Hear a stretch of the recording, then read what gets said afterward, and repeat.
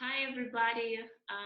Today with us, Lissa Coffey, a lifestyle guru and an expert in Ayurveda. Thank you, Lisa, for joining us and for talking about Ayurveda today. Absolutely. Ayurveda is my passion. I want to tell everybody about it. Yes, and I have a few questions to you.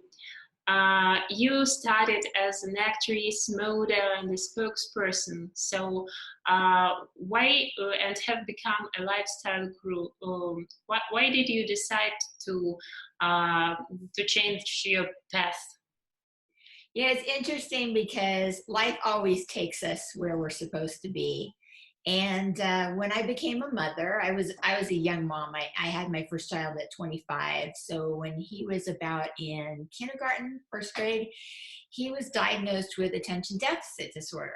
And this was back in the 80s, 90s, and it was brand new. Nobody knew what attention deficit disorder. I certainly never knew what attention deficit disorder was. And I'd always been into natural remedies and things like that. And I took a lot of classes, especially because when I was pregnant, I had morning sickness so bad I couldn't work. So it was like, what am I going to do? So I started taking these classes on like homeopathy and naturopathy and color therapy and aromatherapy and all that stuff. So I thought, let me look into it. Let me do the research and find out what I could do for my son naturally. And so that kind of started it. And that turned into a book that I wrote with my teacher, the Healthy Family Handbook. And one of the modalities that I ended up really studying deeply was Ayurveda. And so, back at that time, nobody knew really much about Ayurveda either. And all paths kind of led me to Deepak Chopra. So I went down to La Jolla at the time where he had the Chopra Center and started taking classes with him. And the more I learned, the more I wanted to learn. And it just became so exciting for me. And I started living the Ayurvedic lifestyle myself. And I started seeing a lot of results with my son, how much better he was getting. And I found out that um, attention deficit disorder is actually a vata imbalance, and that I'm a vata too, and that's why it seems like I have attention deficit disorder as well. And he got it from me. So, between the two of us, we really started this journey of how do we really live Ayurvedically, and how do we kind of express ourselves best when we're in balance, and that's the whole thing behind Ayurveda is you got to be in balance. And how do you do that? And it's different for everybody, which I love, because no two people are alike. So great. Thank you for sharing your personal story with Ayurveda. So it's so exciting. And you mentioned this Vata, right? Yes. Can you please tell a few more words about these three doshas? What are they? Absolutely. So basically, the whole principle behind Ayurveda is that everything in the universe is made up of the five elements. So those are earth, fire, water, space, and air. So everything, the trees, the birds, the cars, our houses, and, our phones, everything is made up of those five elements, including our bodies and our mind, right? So when we look at the doshas, they are the way that Ayurveda kind of categorized people's mind body types. So people who are more dominant in the elements of air and space would be called Vata types. So people who are dominant in fire and water are called Pitta types. And people who are dominant in earth and water are Kapha types. So as you can see, we all have all five of the elements in our physiology. We couldn't not, or we wouldn't be alive. We need all five elements. So we also have all three of the doshas. So the idea behind finding out what your dosha is finding out your unique combination of those three. So although I say, well, I'm a Vata type, it still means I have Pitta and Kapha in me as well. I'm more dominant. I have more Vata than the other two. So that's how we figure it out. And then once you know your dosha, then you know all different ways that you can help to keep yourself in balance. So it goes into food and lifestyle and exercise and even your career and your relationships and your learning style, like everything. And if you follow these plans, you'll really find that you can be your healthiest and happiest because you're in balance and you're expressing the real you, the best you. So when you don't follow these things and you get out of balance, then you start getting into more of the challenge of the doshas. You know, a lot of people ask, well, which dosha is the best? Which one do I want to be? Well, you don't have a choice what your dosha is. You're born with your dosha. And there's strengths and challenges with each of them. And the world needs all three dosha types. You know, you can't say, oh, well, Vatas are the best. We should all be Vatas. No. The world wouldn't function if everybody was Vatas. We need each other. We balance each other out. And that's kind of how the whole world works. You know, Ayurveda is the science of life. And life is everything, right? What's not in life? Life is everything. So it gives us tools to go about our day every day in everything we do. It's so great. I just love it. So it's great what you say that it's all everything and we balance each other. But still, I didn't understand if I can change my dosha to another one by following some prescriptions, or no, I was born with one dosha. Yes, you cannot change your dosha. The dosha you're born with, you stay with your whole life. That's who you are. But what happens is, through the years, through the ages, through the seasons, we get in a state of imbalance. So our dosha is our prakruti, our constitution. And that's the perfect us, right? The perfect us that's most in balance. But we get out of balance because we get stressed out, or it's like with Vata, we get out of balance when when it's cold and dry outside. So when it's fall, winter time, we get more Vata, and it's like that cup is so full it like overflows and you get out of balance, right?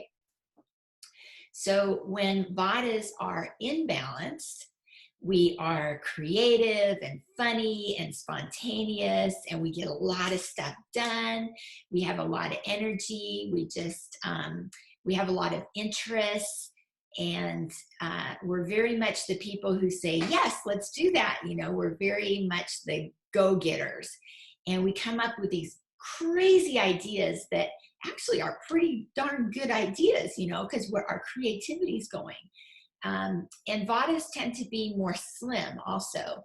So they're more that yoga style body that you might identify with, you know, that ballet dancer, the long limbs, the supermodels, you know.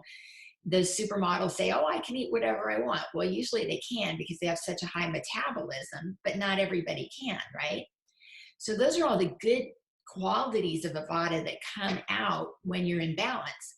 But when Vatas are out of balance, if there's too much Vata, then they get anxiety, they get nervous, they get cold, they get constipated, they get IBS, they get worried, and they get very dry skin and dry hair, and they're difficult to be around, you know?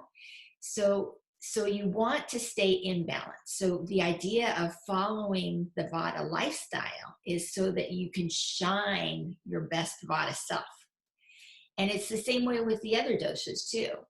So let's look at Pitta dosha for a moment, right? Mm-hmm.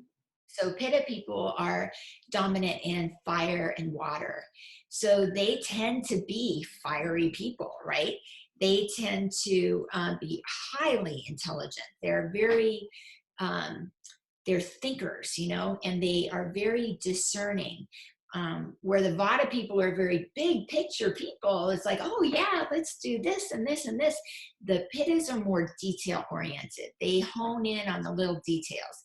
You know, the Vata will say, let's do this. And the Pitta will say, what's the plan? How are you going to do that? Let's look at this, you know, let's be organized and write it down. You know, that's how they are. So they're a good pair together, because one is off flying and the other one is, you know, out there saying, let's get to work, you know.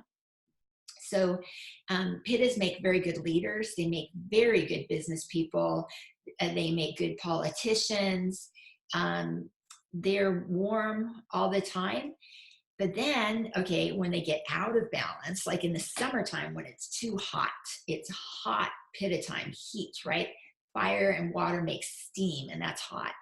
So if they're under stressed, or they work too hard, because they tend to be workaholics, or if they have too much, you know, smoking or alcohol or meat or spicy foods, which heats them up, you know, they should avoid spicy foods.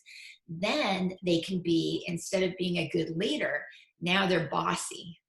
Now they're judgmental. Now they're very highly critical of people.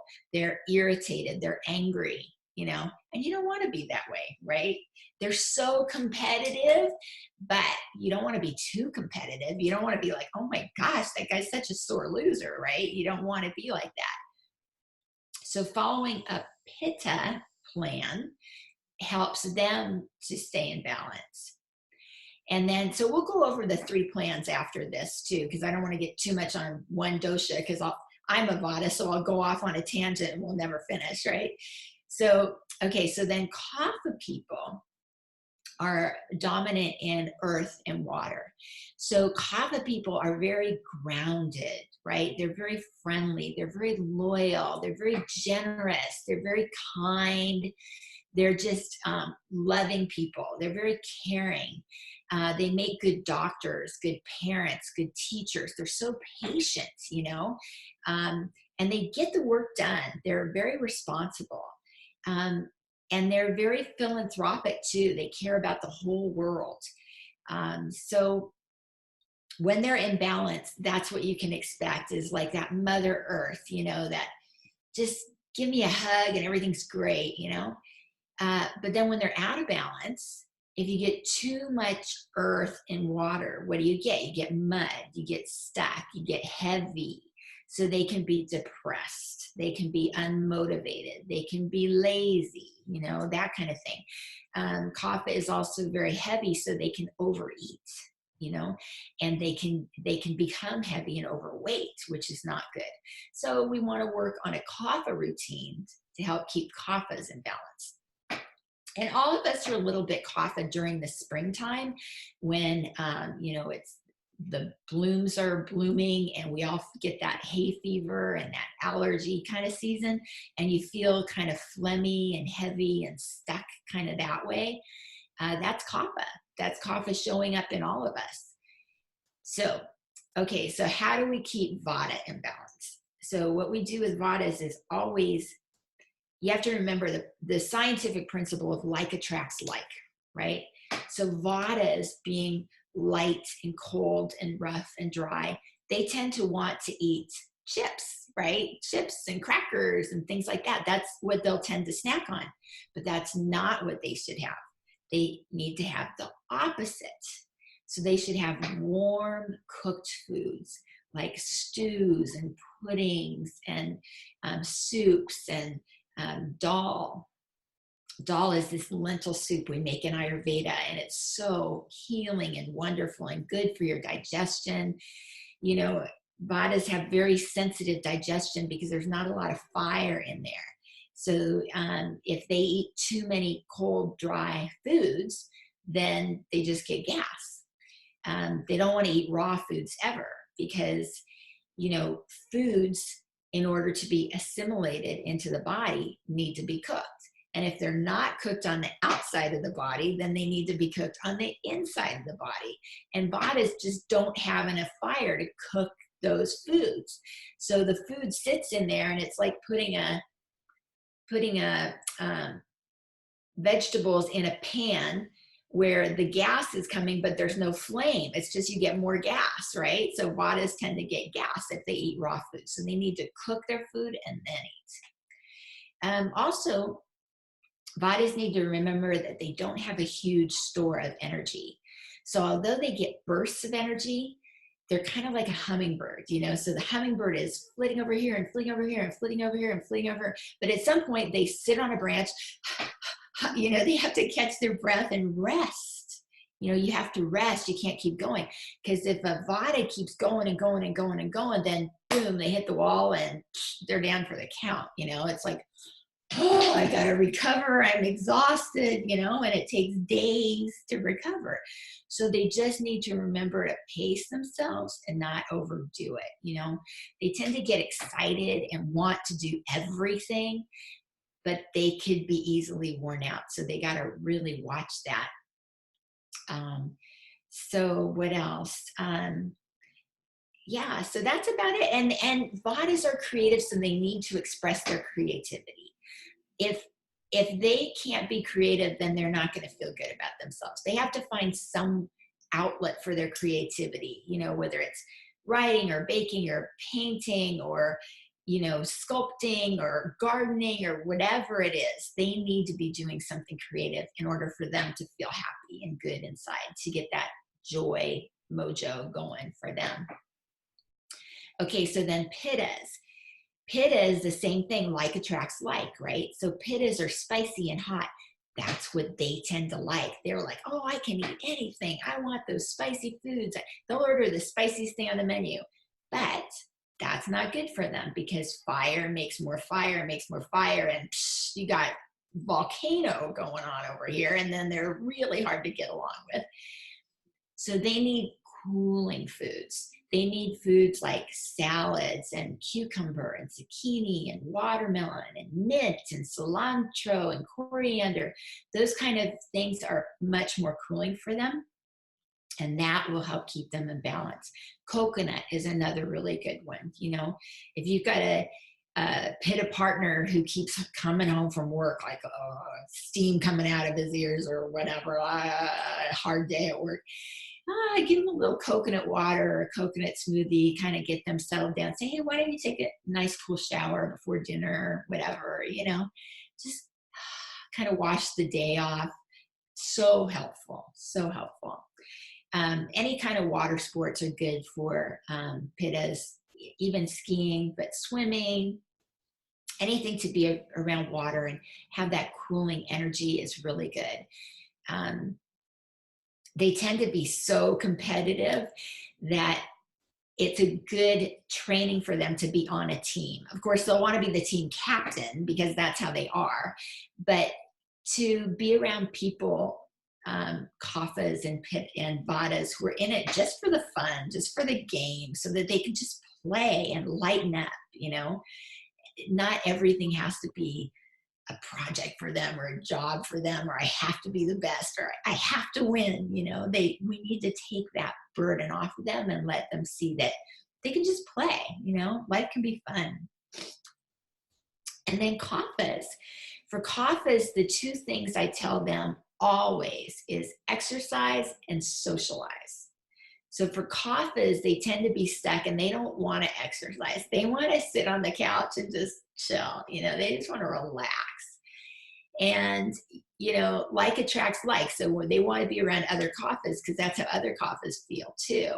And they're very friendly. So they tend to group together and stuff too. But then they precipitate each other's bad habits, right? So we don't want them to be couch potatoes. We want them to get up and exercise, go running, go to the gym, play ball, go for a brisk walk, whatever it is.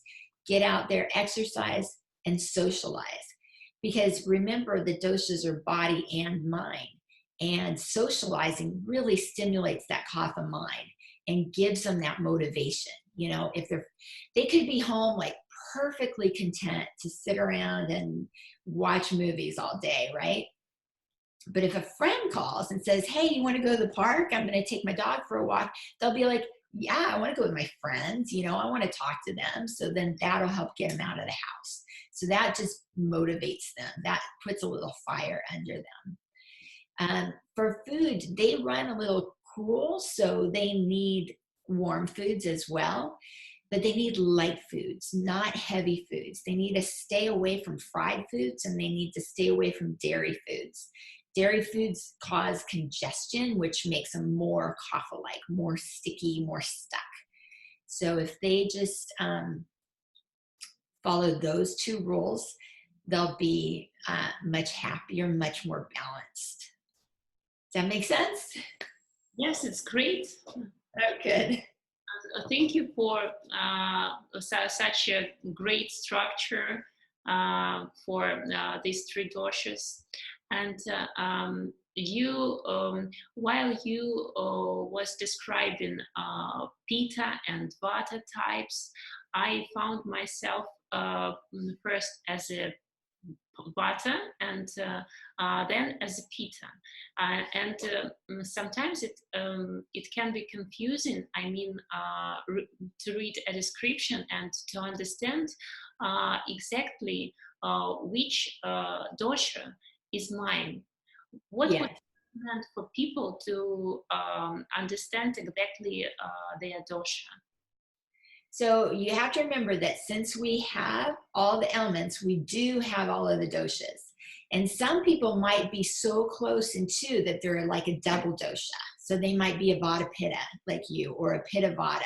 We always say the one that's a little more first, right?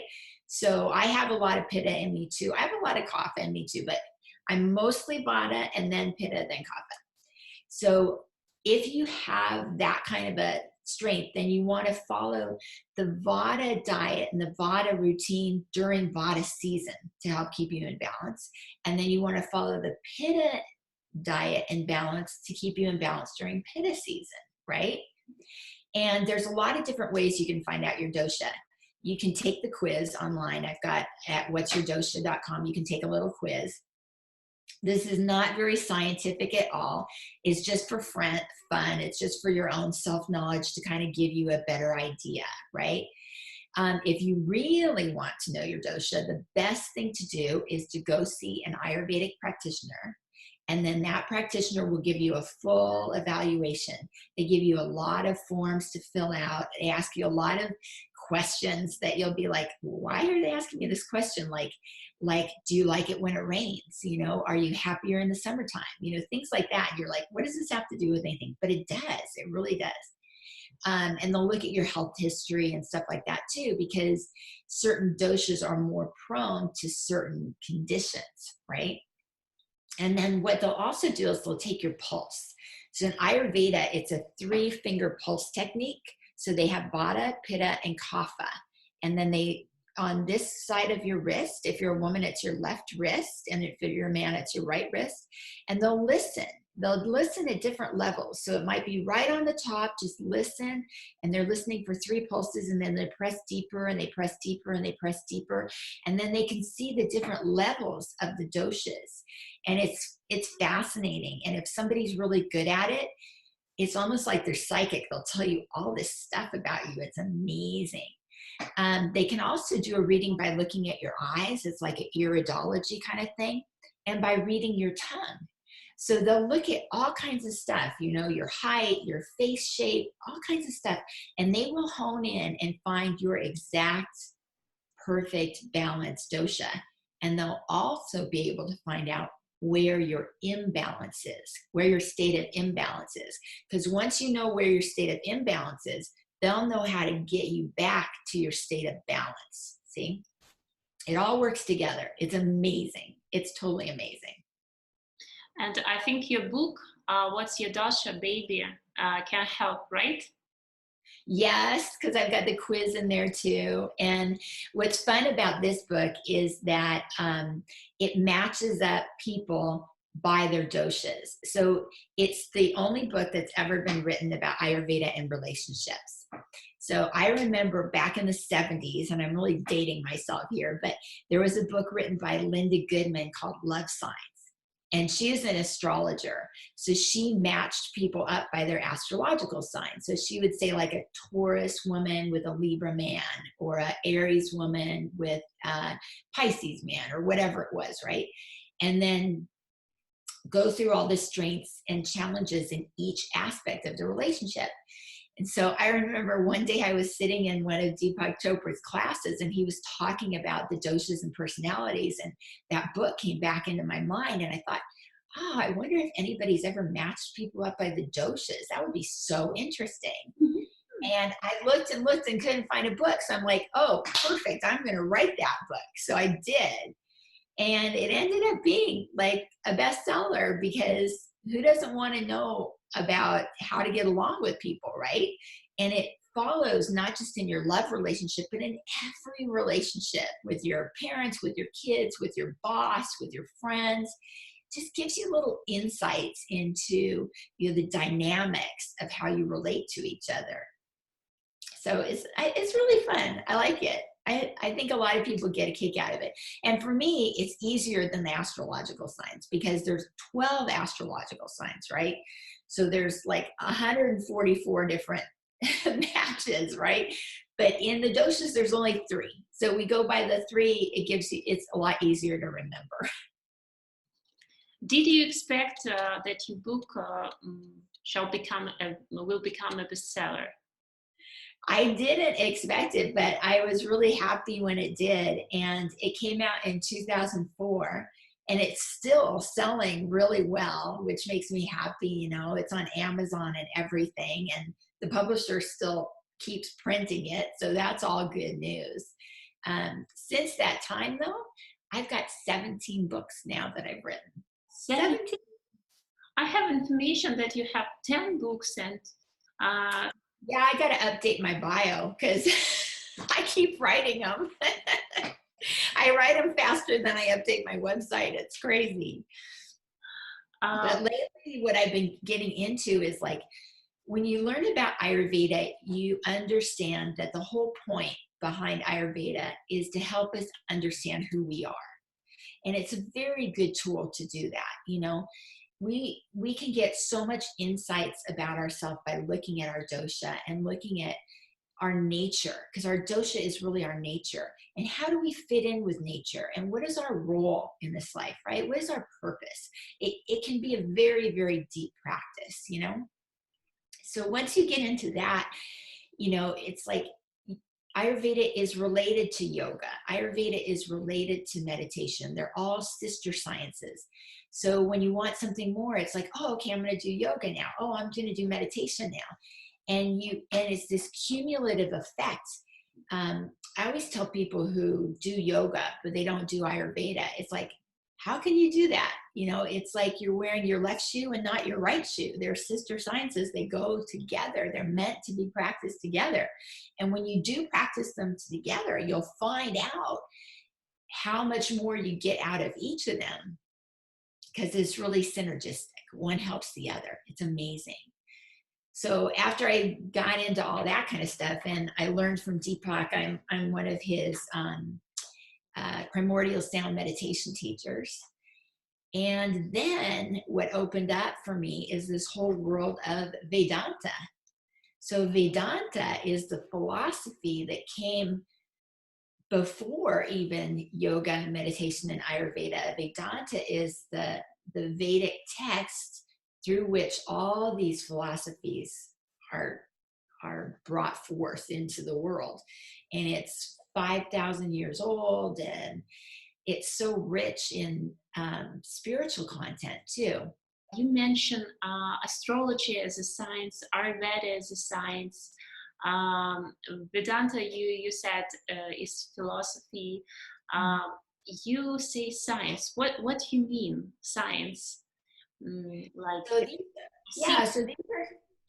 are studies. These are things that have been, proven and studied over years and years. So actually, most people think of astrology as the Western astrology that is based on the sun. But in the Vedas, astrology is based on the moon.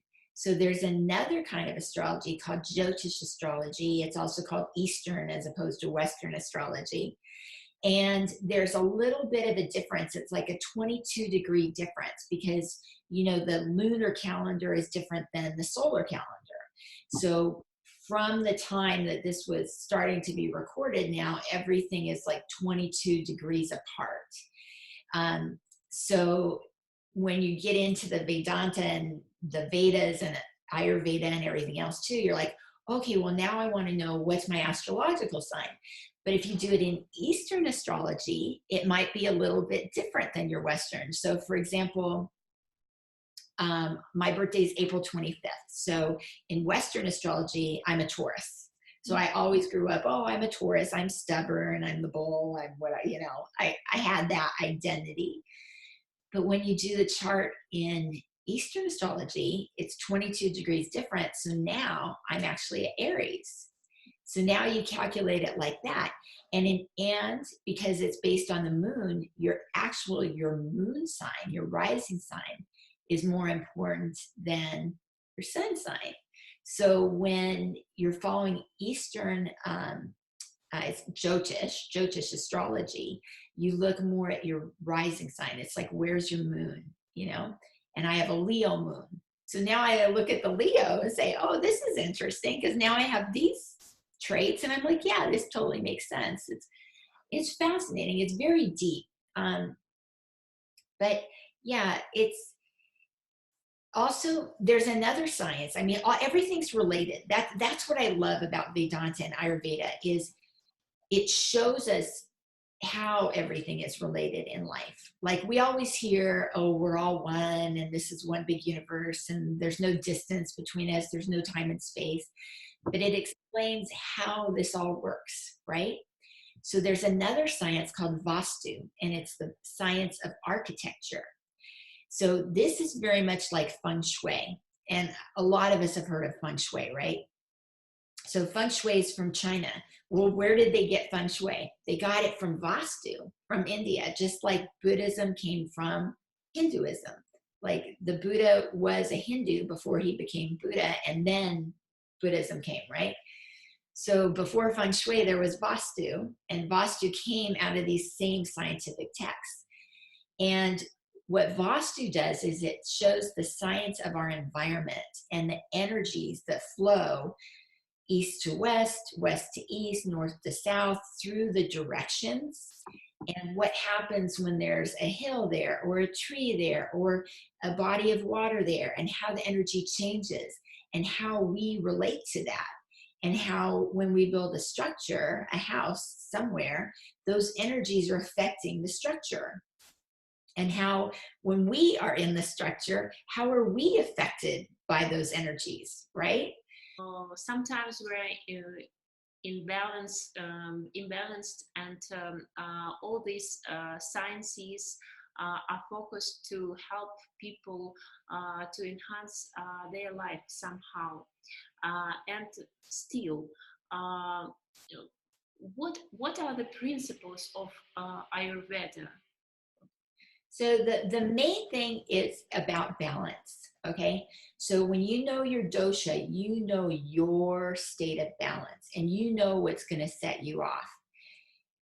Whenever you're out of balance, it helps to bring you back into balance so that you can be your healthiest and happiest. So you can tell a Vata is out of balance when they're having anxiety, when they're kind of having a panic attack, when they're really worried about things, or when they're constipated and they're just not feeling good, and they're just like, exhausted, that. Okay, so how do you get yourself back into balance when you're a Vata? Well, you eat those warm cooked foods. You do some gentle stretches. You make sure you're getting enough sleep, right?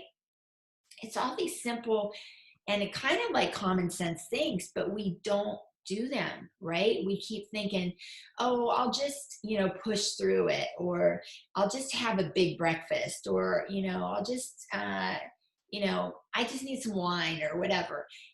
But that's not that's not really the way to do it. The way to do it is get back to the basics. Get back to the basics of life.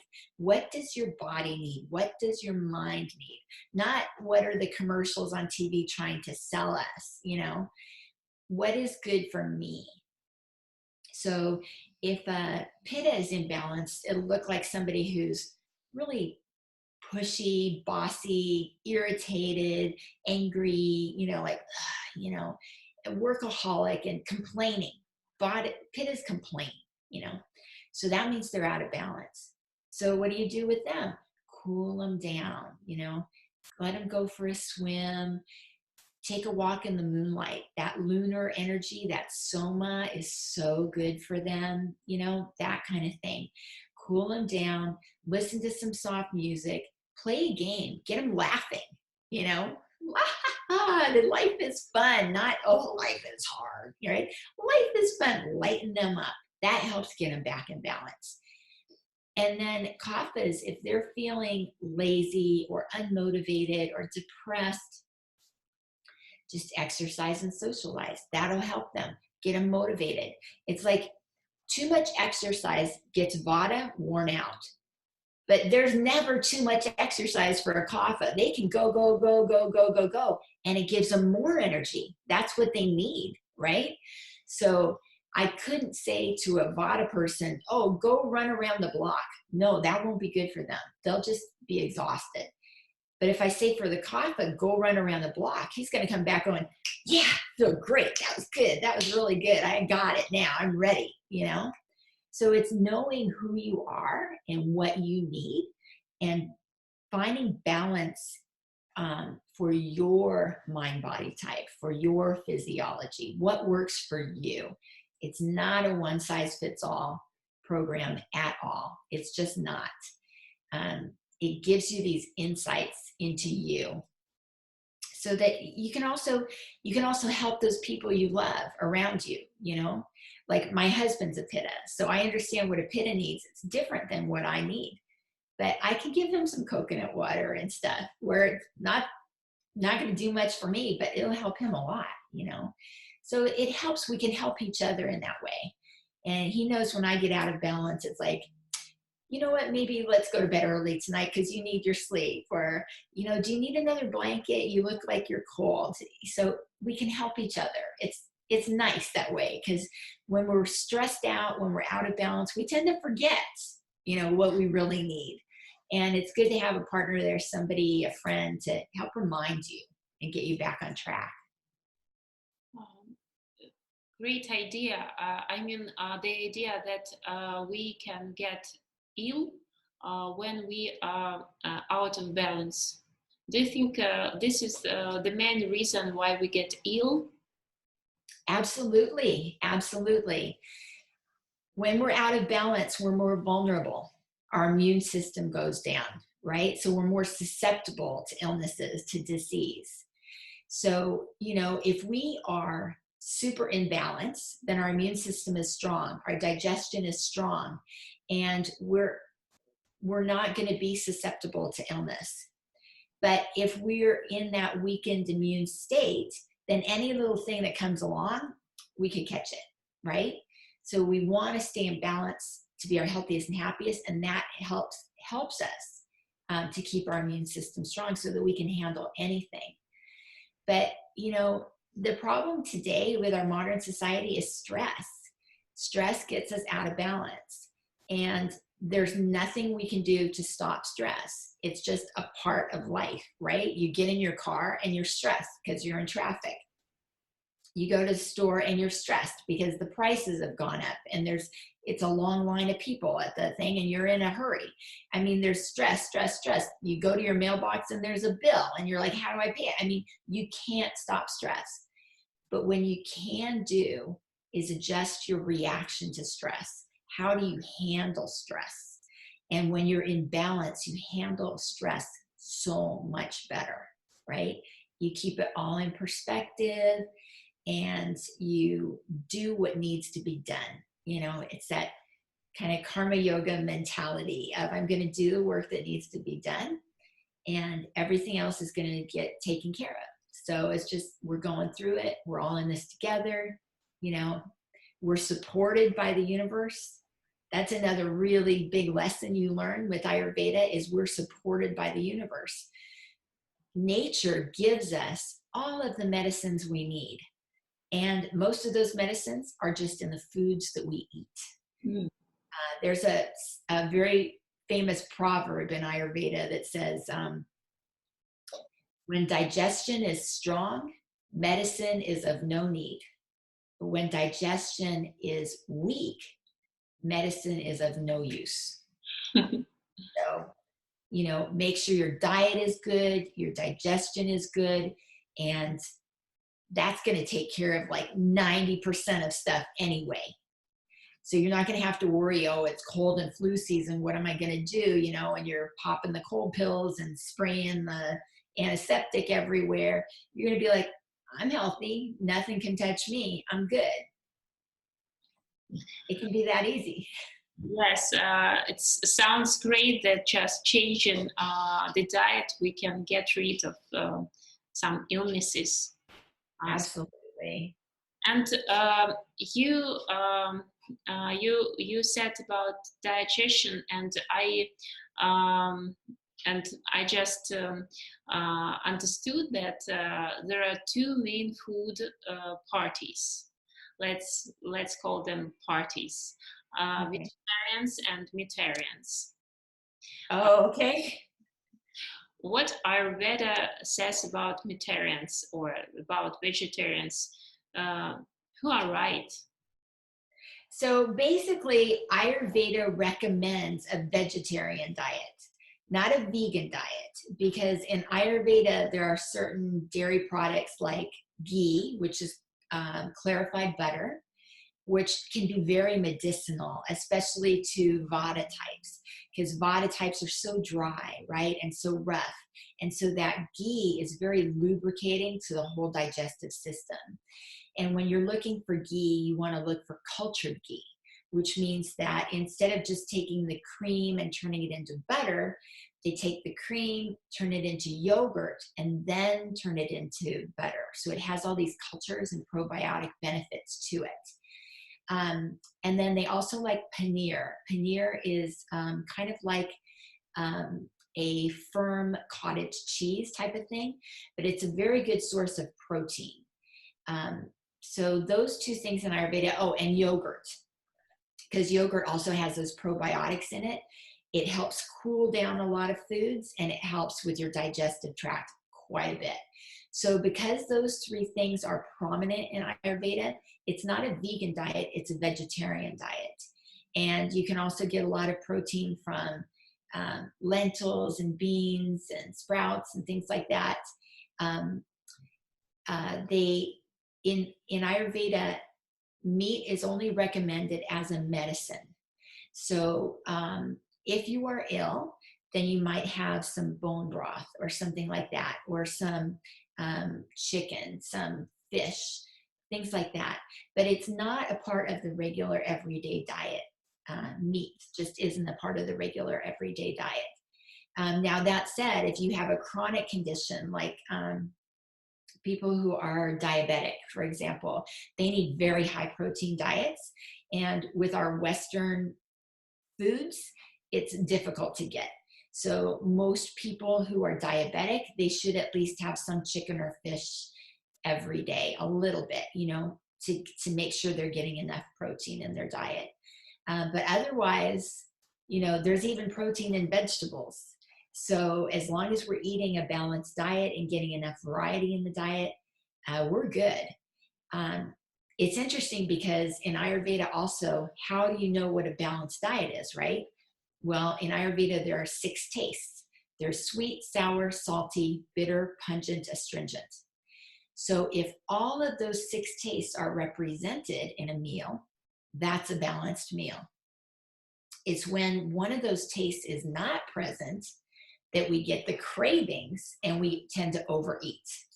So as long as we make sure each of those is represented, then we're going to be doing good.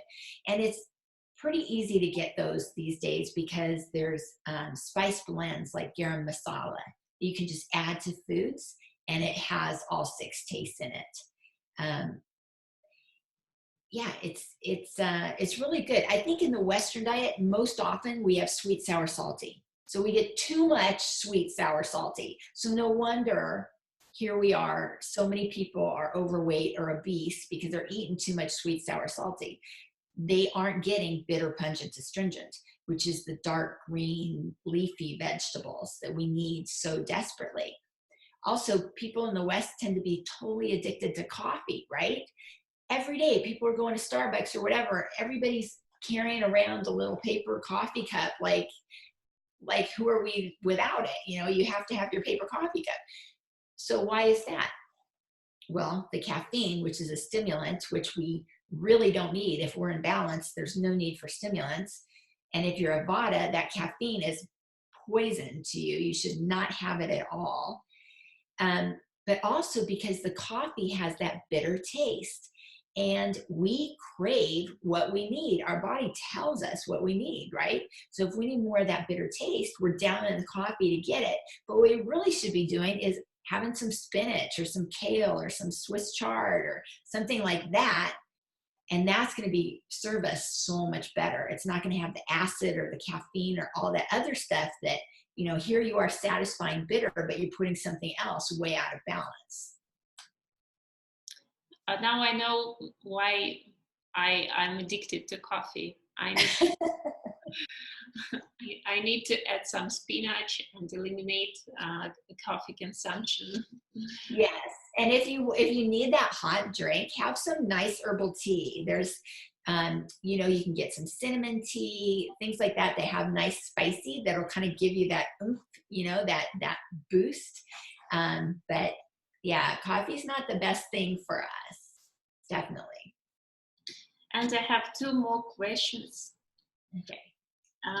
First, do you think people have potential to live forever, eternally? Well, if you look at it from a spiritual point of view, all of us do live forever. The soul lives forever, right? The soul goes on and on and on and on. It's the principle of reincarnation. And it's talked about in various traditions, various religious traditions. So in that way, we do live forever. The soul lives forever. It's never born and it never dies. But the body has a timeline. The body is not meant to live forever, right? It's just matter. And at some point, the matter is going to break down. Even in the brain, you know, we've found that, or scientists have found that, you know, Alzheimer's is becoming more prevalent. Well, I think that that's because we're living older and older and older. And even though the body, we have the tools to make the body super healthy and everything, do we have the tools to keep the brain functioning the way it's supposed to function? So at some point, the matter is going to break down and we're all going to die, or the body's going to die at some point. We keep improving our health and our science and our medicine so that we can make that longer and longer. But do we really want to make that longer and longer? You know, that's kind of a personal kind of call. That the advantage of living to an older age is that you have more opportunities for enlightenment. So when you get to that stage of enlightenment and you know who you are and you understand spirit and all that kind of stuff, then you break that cycle of birth and death, and then you really do live forever. You don't have to have a human body. So that's all kind of like very deep Vedanta spiritual stuff. And I don't know if anybody understands or believes it or whatever, but it's something to think about.